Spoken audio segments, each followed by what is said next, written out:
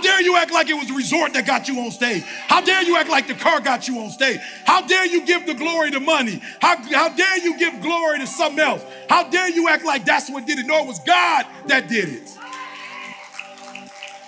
And so I ain't gonna play with it. I'm gonna show you, I'm gonna tell you who gets the glory.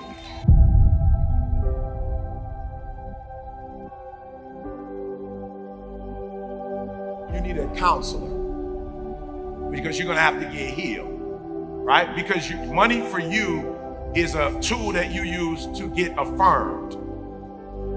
So you buy stuff that you can't really afford because you want attention, right? And again, ain't nobody mad at you, we human. But I need you to understand that I see a lot of people in the game who making good money and most of it is being spent on designer stuff.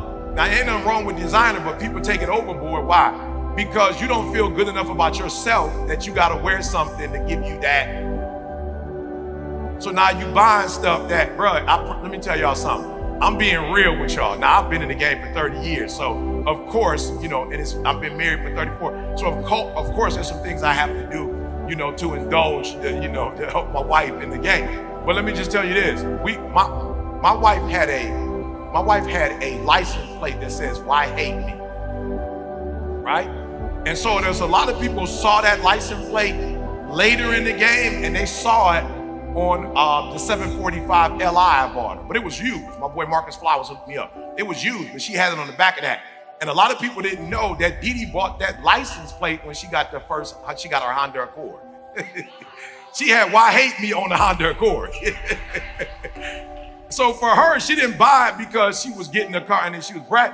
And Dee Dee was pissed when I bought the 745 Li because she was like, yo, it ain't gonna run like the Honda. And it ain't gonna last like the Honda. And when I take to get the oil change, it ain't, but for Dee Dee, she does not have attention deficit. Like she doesn't need people's affirmation. So she cool with the Honda. Some of us, we're not cool with the Honda, and you need to get cool with the Honda because you're gonna make $500,000 and you're gonna spend $400,000 trying to make people like you that don't. So this high level stuff I'm giving you, this high level stuff.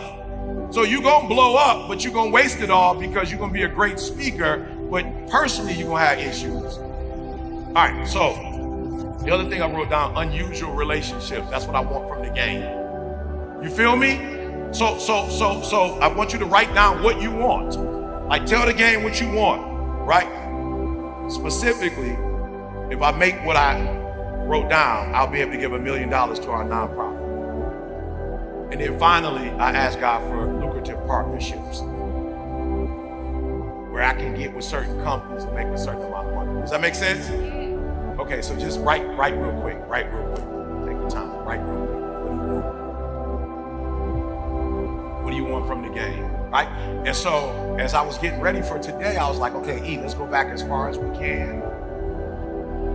And let's try to help the people step by step. What did you do? So keep your pad with me. We're gonna walk through some stuff. I'm gonna help you. And I've been studying, I've been praying, I've been observing. And I'm like, oh, okay, cool. I see a gap. I see where I can help the speakers. I got it. All right, so write down. Now, what I want you to do is look at this 3 times a day. I want you to give it some energy. I want you to look at this 3 times a day. Because what's going to happen is when you look at it, you're going to realize that there's a part that God plays, and you're going to pray about that. And then you're going to see a part that you need to change. All right, so one of the things that God revealed to me was, all right, I can do this for you, but one of the things you're going to have to do is you're going to have to do more trainings, like virtual trainings, like behind the scenes. I'm just going to be real, y'all. I tell you this every time. I've been doing this for 30 years. I'm old. I'm tired. Like, I'm tired. Like, when I say I'm tired, I mean, I'm just too old for trends. I'm just too old for trends. You know what I'm saying? Like, I'm good on the trends. I just do 1,000 shots a day in the morning, at night. You know what I'm saying? I just do 1,000. It's a lot of trends. Like, I don't really be on it. So one of the trends is lives. I don't do lives. It's just a lot. It's a lot. And then it's like so many lives every day. It's a lot.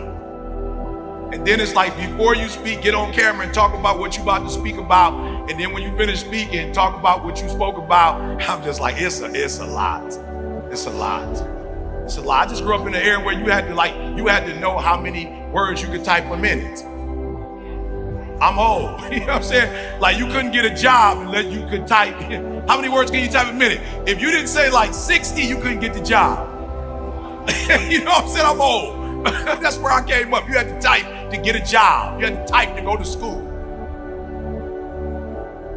So it's like all these trends. I'm like, I'm good on that. And God was like, here's what I need you to do. I'm not going to put you through that, but you are going to have to pick one of these and you're going to have to do it. So God was saying, yeah, there's some stuff that you want, but what you're currently doing, it won't get you to where you're trying to get to. So I got you, son. I'm going to take care of all that on the list, but I have a couple things I need you to do. So write that down. What is it? Something that you feel like you're not doing, but you're capable of doing that you need to do. Come on, write that down. All right, so let's get started now. Let's go. All right, so I'm going to show you what God gave me. All right, so here we go. All right, so here we go. We'll start right here. All right, where do we start? Yeah.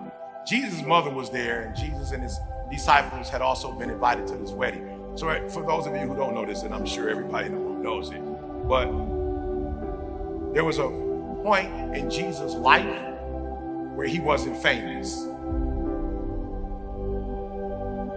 Good. I try to go back as far as I could for you. So just like some of you right now, where you are, there was a time in Jesus' life before he was famous.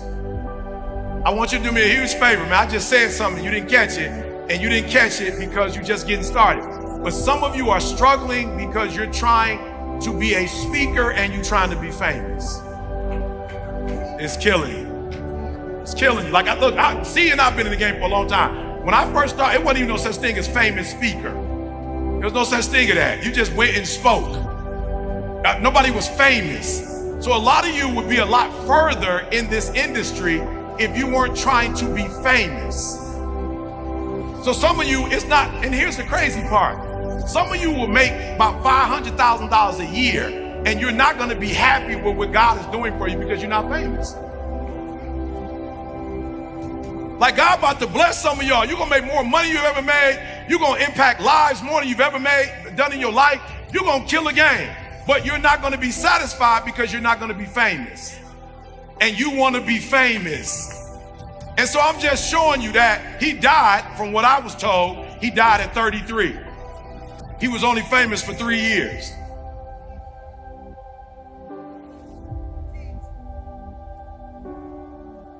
You care more about the fame aspect of it. When I was coming in, I saw Jose, me and Jose was kicking. Jose was like, why you ain't call me and tell me? We could have. I was like, bro, I don't need to be famous, bro. Like, y'all ain't got to catch me walking, coming in. I don't need to be famous, bro. I'm on a mission. No, listen to what I'm trying to tell you. Fame it's a real thing. Jesus became famous, but fame wasn't his focus. So I'm not telling you don't be famous. If God wants you to be famous and that's a responsibility that he gives you, hear what I just said. If that's a responsibility that he gives you, take it. But don't seek to be famous because then Jesus is whack. I'm just thinking like, yo, wasn't he Jesus at 12? Wasn't he Jesus at 21? So apparently he's teaching us, I've been Jesus, but I didn't want to do the fame part of it until I was 30. So just let fame come. And here's the thing, you chasing two rabbits, and that's why you can't chase one of them. So as of today, we're not focusing on fame no more. I'm gonna show you what to focus on. And watch this. And when the wine was gone, Jesus' mother said to him, they don't have no more wine. He said, woman, why you get me involved? I'm just a guest.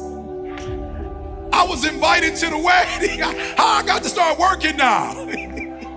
That's why I hate being a pastor. All the pastors in the room, I hate being a pastor. Every time I go somewhere, I got to pray. Like I'm the only one that know how to pray. Can you pray over the food? You can pray over the food. You do grace. I don't even do grace. I didn't even grow up in the church. We ain't never do grace in my house.